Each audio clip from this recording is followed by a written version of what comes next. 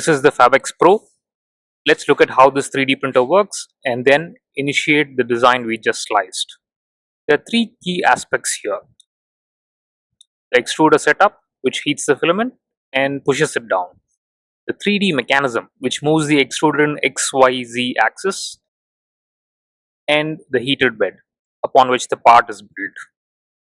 When we initiate a 3D print, the 3D printer starts by moving the position to 0, 0, 0,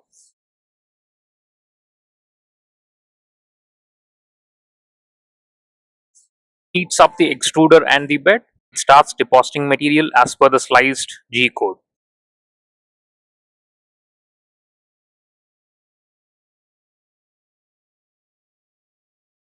After depositing one full layer, the Z-axis position changes by one layer height, then starts depositing the material again and continues until the whole object is built.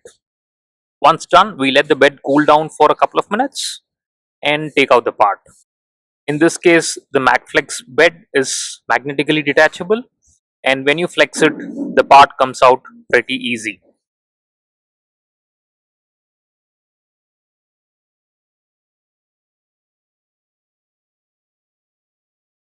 Put back the bed and the 3D printer is ready for the next build.